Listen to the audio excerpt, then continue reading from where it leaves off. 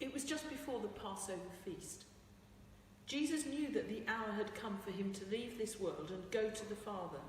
Having loved his own who were in the world, he loved them to the end.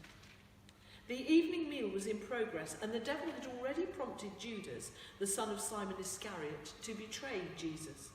Jesus knew that the Father had put all things under his power, and that he had come from God and was returning to God. So he got up from the meal, took off his outer clothing, and wrapped a towel around his waist. After that, he poured water into a basin and began to wash his disciples' feet, drying them with the towel that was wrapped around him.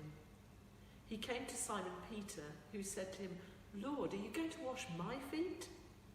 Jesus replied, "You do not realize now what I am doing, but later you will understand." "No," said Peter, "you shall never wash my feet." Jesus answered, "Unless I wash you, you have no part with me." "Then, Lord," Simon Peter replied, "not just my feet, but my hands and my head as well." Jesus answered, "Those who've had a bath need only to wash their feet. Their whole body is clean, and you are clean, though not every one of you." For he knew who was going to betray him, and that was why he said not everyone was clean. When he had finished washing their feet, he put on his clothes and returned to his place. "Do you understand what I have done for you?" he asked them. "You call me teacher and Lord, and rightly so, for that is what I am. Now that I, your Lord and teacher, have washed your feet, you should also wash one another's feet. I have set you an example that you should do as I have done for you. Very truly, I tell you, servants are not greater than their master, nor are messengers greater than the one who sent them. Now that you know these things, you will be blessed if you do them." I am not referring to all of you. I know those I have chosen. But this is to fulfill this passage of Scripture. "He who shared my bread has lifted up his heel against me." I am telling you now before it happens, so that when it does happen, you will believe that I am who I am. Very truly, I tell you, whoever accepts anyone I send accepts me, and whoever accepts me accepts the one who sent me. After he said this, Jesus was troubled in spirit and testified, "Very truly, I tell you, one of you is going to betray me." His disciples stared at one another, at a loss to know which of them he meant. One of them, the disciple whom Jesus loved, was reclining next to him.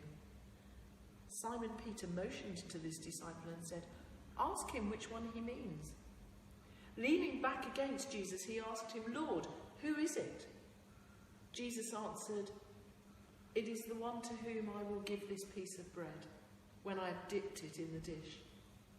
Then, dipping the piece of bread, he gave it to Judas, the son of Simon Iscariot. As soon as Judas took the bread, Satan entered into him. So Jesus told him, "What you are about to do, do quickly."